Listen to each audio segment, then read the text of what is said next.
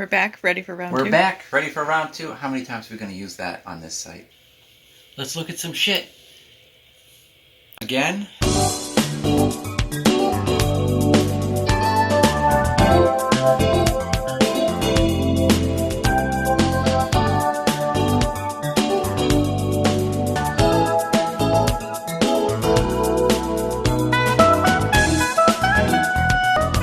Press kits.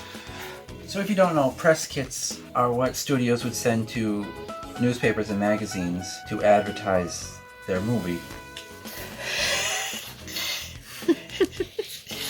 That's just terrifying. It could be Woody or Sully, depending on how old you are. Alexander Godunov.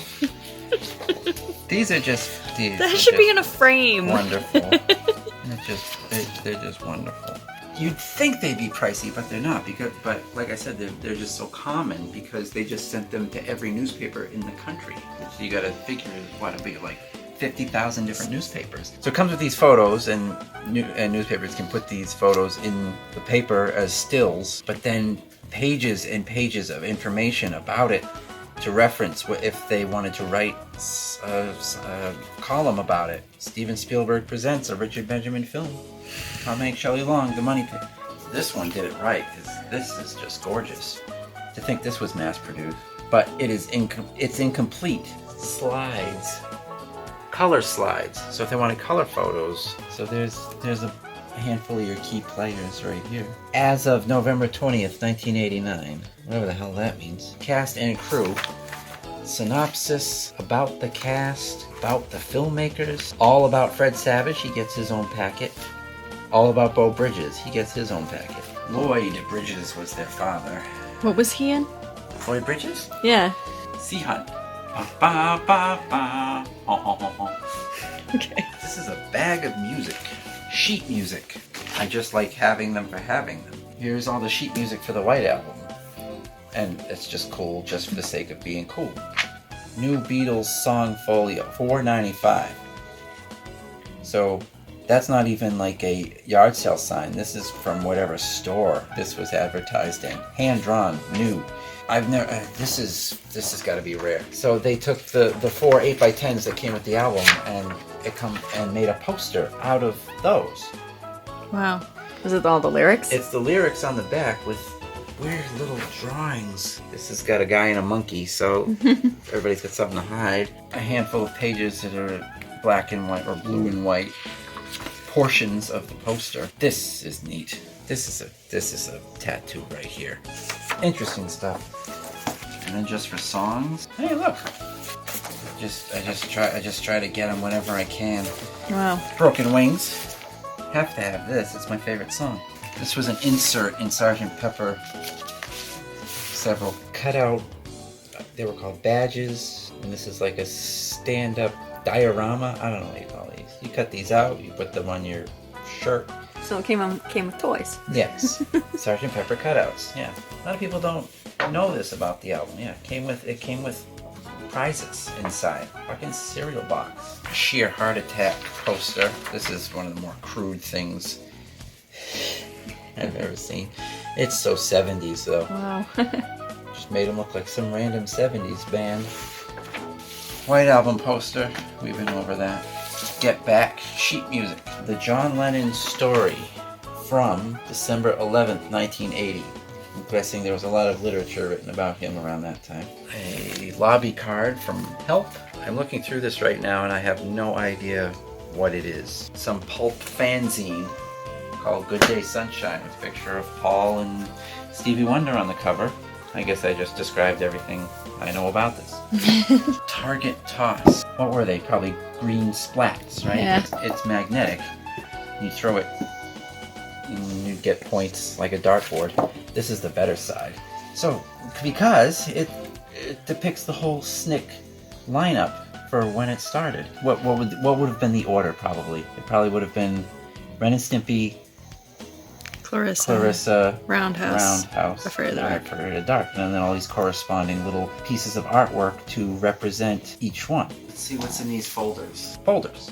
Just the kind of folders you put in a Trapper Keeper, folders. But I would cut out pictures from magazines, movie pictures, tape them to the folders, then laminate them, and then it didn't even matter what went in the folders because the whole point was that I just needed some sort of canvas to put these pictures down. This is my movie list. We did a take 5 about this. The ages of 10 and 20, I wrote down and listed every movie I ever saw and gave it a letter grade. Or at least a dozen of these. Poetry I've written. There's some autographs in here. To Paul, see you in hell, Doug Bradley. To Paul, don't take the ring, Laura. Michael J. Anderson. I brought this photo with me. He was so impressed that I had this photo, a beautiful color photo, because he just had a table of black and white photos. So I brought this to him, and he kept it. He said, can I keep this while my assistant goes ahead and makes a copy of it so that we can have this color photo as part of our collection? I'll mail it to you when I'm done with inscription and autograph on it. And so for now, so you can have something to walk away with, he gave me a few extra autographs. To Paul, Garmin-Bozia, in quotations, because... Then he gave me this one, just his signature. He's like, here, you can sell this one on eBay or whatever. Of course, I'm not going to do that. So I have 3 of his autographs. My mom bought me this out of a catalog in like 1995. What? Whether it's real or not, I don't know. I don't care. But my mom got it for me. Supposedly this is Quentin's autograph. I cherish it either way. The Crazy Babysitter Twins, as featured in The Black Waters of Echo's Pond. They were giving these away to promote this movie. They didn't care. Now on video cassette, Freddy's Revenge. It's when I was slightly heavier. Like one of the victim photos of Buffalo Bill. Notes for feature-length screenplays. Notes, research. Another one. There's a lot of drawings from my brother-in-law in here. Fantastic artist. From your friend, the Joker. Happy birthday, Paul Prue. He drew me a lot of portraits. Edward Scissorhands was here. Chuck Gemma, 91. For Paul, from your friend Chucky. Here's one my dad did. Pretty damn good. Yeah. And the big one. My brother-in-law might have done this one. It's also good. Anything he did, I always had to fucking color it in. I think I did these when I was 10, 11. Did you even see Hellraiser when you were 10? No, these were straight out of Fangoria. I'd find these pictures and I'm like, had to connect to them somehow, so I draw them. No, did your mom not let you watch it? Or? It's not that she didn't let me. I watched what my parents watched, and that was it. I never got stuff on my own. So if they didn't have any interest in this stuff, which they generally didn't, then I just didn't see it unless it eventually showed up on HBO or some other channel, which sometimes it did. And so I got to see a few of those things filtered through that. They weren't into, at least my mom was into horror, but not gore and stuff. So saw a lot of, thrillers and stuff. But this stuff, she just wasn't that into. Here's another one for my brother-in-law. Again, he would draw these great photos, and of course I'd have to fuck it up and color it in. This I drew when I was 12. It's not great, and I was never completely pleased with it, but I was proud. I brought it into school and made it part of a project. I can't draw faces. This one is just an entire folder of articles and interviews relating to Magnolia or Paul Thomas Anderson. Newspaper interviews from like Boise and then like student essays, film analysis, just an endless amount of crap. That's whenever I hear a story about that movie or about him that I've never heard, I'm like, where the fuck did you hear that? Because I've read every article from every city, from every state in this country. So where are you getting this information from? I'm always curious, I'm always intrigued, but it's always tough to buy because I've combed through it pretty meticulously. Oh, here's some stuff. And this one. If there was nothing cooler about these, it's the fact that they were fucking black. These are fry containers and they're jet black. It looks so nice, doesn't it? Yeah, I like the pictures on the back. The pictures, well, this. I mean, they're all good. But that penguin, man, that has been a planned tattoo. And these were the bags. that your food came in, complete with a coupon to save $4 at any Six Flags theme park. 20% off Batman apparel at JCPenney. Boy, I had some Batman apparel. The heart-pounding Batman the Ride. So those are the adult meals. But here were the Happy Meals. It's weird they didn't come in those cardboard boxes. They came in these bags. I just hated when the Happy Meals came in a bag. Well, yeah, I know. It's true. In the cardboard boxes, the colors would pop more. But this is like a Liechtenstein here. Look, it's like this is pop art. The Target and everything. God, these toys were so stupid. I really hated these. I can't complain though. They really went all out with the Batman Returns stuff until they pulled it because parents complained because it was too dark. I never ate at Burger King in my life until Revenge of the Sith came out in 2005. And then I was eating there every fucking day to get the toys that they were giving away with whatever combination of kids' food they were serving. And they came in 2 different waves. All in all, they had these toys that covered all 6 movies. And whatever I didn't get, I went on eBay and got the rest. That's cheating. It was cheating a little bit, but part of it didn't matter to me because one of the times I went to the drive-thru and had to ask for a toy, and they gave me one of these, and it was one of the ones I already had. And I mustered up enough courage to say, like, do you have a different one? So the person disappeared for a minute and then came back with a huff and handed me the most coveted one. Clearly that probably they were saving or another employee was saving. And that was the one it was an Anakin, but it came inside a Darth Vader costume. So you crack it open and inside was Anakin. That was the one to get, because if there was nothing else, you remember about Revenge of the Sith, that was the most important part of Revenge of the Sith, and that's the thing that everyone wanted. So I didn't care about going on eBay to get a fucking Mace Windu when I had already achieved the Darth Vader Anakin one. Kubrick had just died, so there's a lot of Kubrick stuff on these. Newspaper clippings. This one is about me.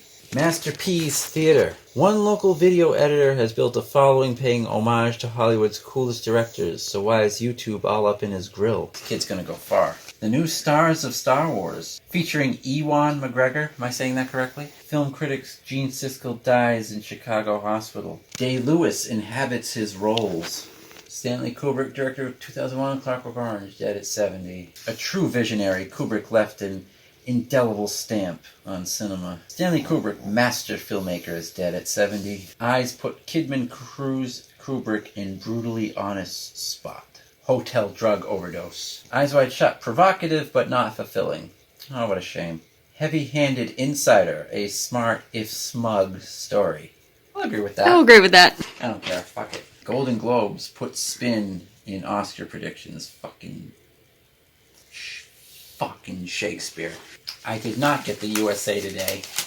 I witnessed the last one being sold, and I was like, hey! And that was it. I got the local paper, though, from Wednesday, October 21st, 2015. Every local paper at least had something about Back to the Future 2. Day-Lewis digs deep for his role as an oil tycoon. Fucking Daniel Day-Lewis, man. I would like an original Daniel Day-Lewis press. July 18th, Warner Brothers, summer 2008. Batman's just a big deal throughout my life, huh? Sentinel and Enterprise, August 17th, 1977. Elvis the King is dead. A generation feels old. Ghoul glows. Frightening circular stickers that glow in the dark. This broad and this kid, not to be outdone by scary skulls. This is a battle of the fonts. Wow. These ones are all skulls. Punky Brewster and this Nightmare Fuel here. Viewmaster 3D. Anything from Mario Brothers 2. We could do a whole one of Mario Brothers 2 merchandise. That's why it's my favorite Mario game. It's the most colorful one. I know it's a ripoff, but it's the most colorful one.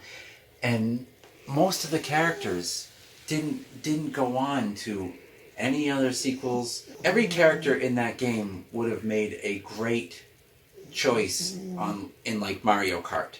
Puffy stickers, big ET or little ET, depends on the size of your Heart? I was going to say Trapper Keeper, but Trapper Keeper would not align with ET. That's those two different generations. I only have this set. This came in several sets.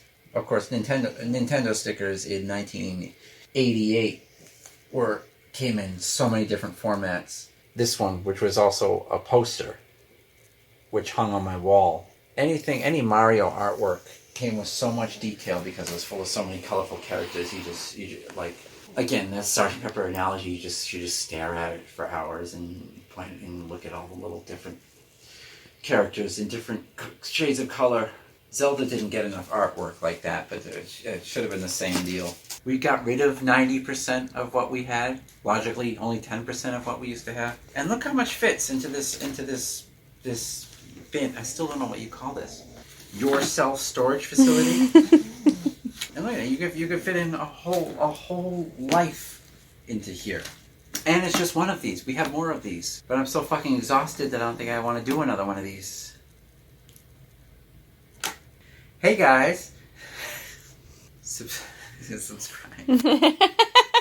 Subscribe to my page.